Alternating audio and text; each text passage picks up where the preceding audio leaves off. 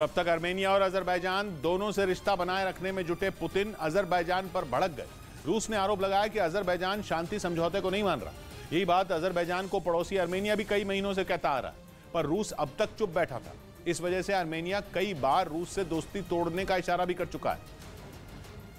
और आखिरकार रूस ने भी मान लिया कि उसने 2020 की जंग खत्म करवाने के लिए आर्मेनिया और अजरबैजान के बीच जो सीज फायर एग्रीमेंट करवाया था, 2 दिन पहले अजरबैजान ने उसे तोड़ दिया। 2020 में आर्मेनिया और अजरबैजान के बीच 6 हफ्तों तक खूनी जंग हुई थी। तोप गोलों और बमों की बरसात में 6,500 से ज्यादा लोग अपनी जान गंवा बैठे थे। लड़ाई हुई थी नागोर्नो कराबाख इलाके के लिए, जो कि वैसे तो अजरबैजान का हिस्सा है, लेकिन वहां बहुसंख्यक आर्मेनियाई मूल के लोग हैं। इसी वजह से आर्मेनिया और अजरबैजान में कांटे की दुश्मनी है। दोनों एक दूसरे को मरने मारने पर उतारे हों, लेकिन डर है कि उनके बीच की लड़ाई अब पहले से कहीं ज्यादा भयानक होने वाली है, क्योंकि अजरबैजान ने नागोर्नो कराबाख के लोगों का हुक्का पानी बंद करने की कसम खा ली है। और इस बार अजरबैजान की सेना आर्मेनिया और नागोर्नो कराबाख की एक दूसरी सड़क पर भी कुंडली मारकर बैठ गई। अजरबैजान के लोगों ने बीते दिसंबर से नागोर्नो कराबाख को आर्मेनिया से जोड़ने वाले लाचिन कॉरिडोर पर ब्लॉकेड लगाया हुआ था। लाचिन कॉरिडोर नागोर्नो कराबाख को आर्मेनिया से लिंक करने वाला इकलौता रास्ता है। आर्मेनिया का आरोप है कि कॉरिडोर के बंद होने की वजह से वो नागोर्नो कराबाख तक खाने पीने का सामान नहीं पहुंचा पा रहा।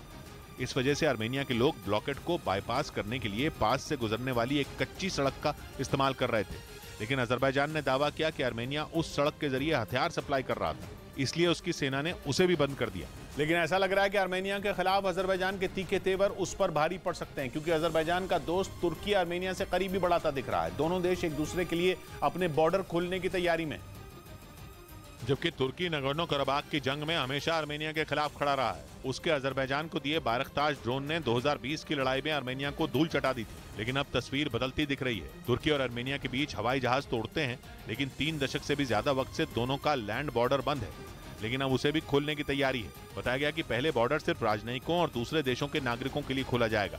इससे पहले पिछले महीने जब तुर्की भयानक भूकंप से दहला था, तब भी उसने आर्मेनिया से मदद लेने के लिए अपना बॉर्डर खोला था। तुर्की और आर्मेनिया की ये करीबी आने वाले वक्त में अजरबैजान के लिए सिरदर्द भी बन सकती है। इस बीच म्यांमार की फौज ने यह साफ कर दिया कि उसके खिलाफ आवाज उठाने वाले विद्रोहियों को किसी भी कीमत पर नहीं बख्शा जाएगा। यह ऐलान म्यांमार के सैन्य दिवस के मौके पर किया गया, जहां म्यांमार की फौज की कई टुकड़ियों ने शक्ति प्रदर्शन किया।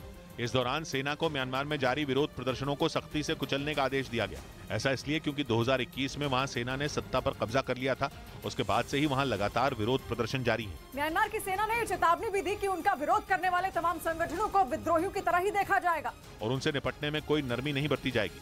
असल में वहां की जनता फौज के तरीकों से तंग आ चुकी है और देश में चुनाव कराने की मांग पर अड़ी है, और म्यांमार की फौज पर इन्हीं प्रदर्शनों को कुचलने का आरोप लगता रहा है। हालांकि इस दौरान मिलिट्री चीफ ने यह भी उम्मीद जताई कि अगर हालात काबू में रहे तो जल्द ही म्यांमार में चुनाव भी कराए जा सकते हैं।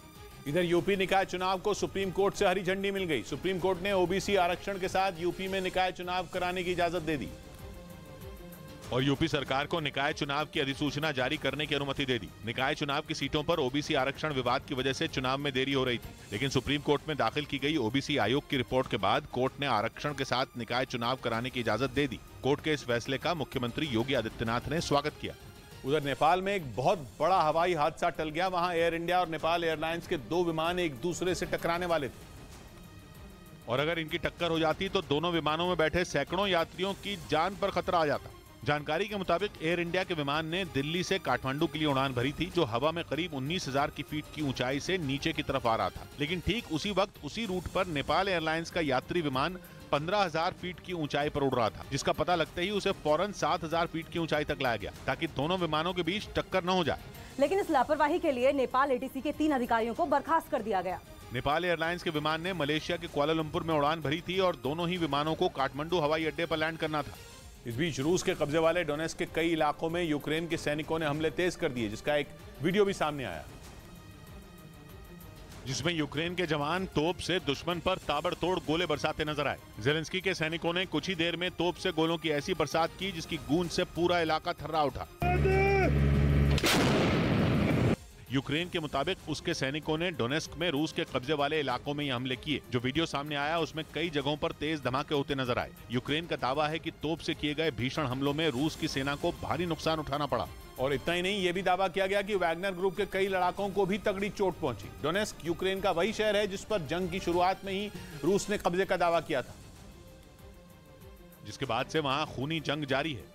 दोनों देशों की सेनाएं एक दूसरे पर जोरदार हमले करने से पीछे नहीं हट रही। हालांकि रूस के दावे को यूक्रेन हमेशा से गलत बताता रहा है, क्योंकि ज़ेलेंस्की के जवान अब भी डोनेस्क से पीछे नहीं हटे हैं, बल्कि जिन हिस्सों पर रूस ने कब्जा किया था, दावा है कि वो उनको छुड़ाने के लिए रूसी फौज पर ताबड़तोड़ हमले कर रहे हैं। लेकिन खबर है कि अब यूक्रेन के सैनिक भी आर पार की लड़ाई के मूड में हैं और इसीलिए उन्होंने डोनेस्क में रूसी सेना के कब्जे वाले इलाकों में हमले पहले से और तेज कर दिए, क्योंकि वो किसी भी कीमत पर डोनेस्क को अपने हाथों से नहीं जाने देना चाहते। इधर उत्तर प्रदेश के शामली में जबरीन नाम के इनामी बदमाश को पकड़ने गई हरियाणा पुलिस पर कुछ लोगों ने हमला कर दिया, जिसका एक वीडियो भी सामने आया, जिसमें कुछ लोग एक पुलिस वाले के साथ धक्का मुक्की करते दिखाई दिए।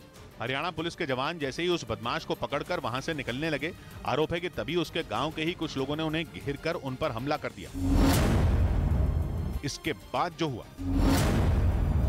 ब्रेक के बाद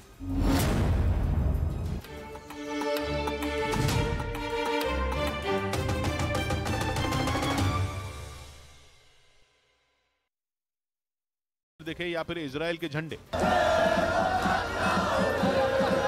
इस दौरान वहां जुटे कुछ प्रदर्शनकारी धक्का मुक्की पर भी उतर आए, जिन्हें पुलिस ने खदेड़कर सड़कों से अलग किया, पर उनमें कुछ पुलिस वालों से ही उलझ पड़े, जिसके बाद नौबत मारपीट तक की आ गई। कुछ देर में तो यह हंगामा इतना बढ़ गया कि विरोध कर रही भीड़ ने पूरा का पूरा हाईवे जैम कर दिया, जिसके बाद पुलिस ने उन्हें वहां से हटाने के लिए वाटर कैनन का इस्तेमाल किया, साथ ही कुछ जगहों पर लाठियां भी चलाई। लेकिन नेतन्याहू सरकार के खिलाफ नारेबाजी कर रहे प्रदर्शनकारी वहां से नहीं हटे, जिसके बाद पुलिस ने उन्हें वहां से खदेड़ने के लिए एड़ी चोटी का जोर लगा दिया और उन पर आंसू गैस के गोले दागे ताकि वो हाईवे को खाली कर दें। आरोप है कि इस दौरान प्रदर्शनकारियों ने पत्थरबाजी भी की, जिसके बाद भीड़ पर काबू पाने के लिए पुलिस वालों ने सख्ती बरती और उन्हें वहां से बुरी तरह खदेड़ना शुरू कर दिया। असल में नेतन्याहू सरकार के नए बिल के खिलाफ वहां के रक्षा मंत्री ने पहले भी विरोध जताया था। यहाँ तक कि इजराइल की सेना ने संयुक्त अभ्यास में हिस्सा लेने से भी इनकार कर दिया था, जिसके बाद रक्षा मंत्री पर सख्ती बरतते हुए बेंजामिन नेतन्याहू ने उन्हें बर्खास्त कर दिया था।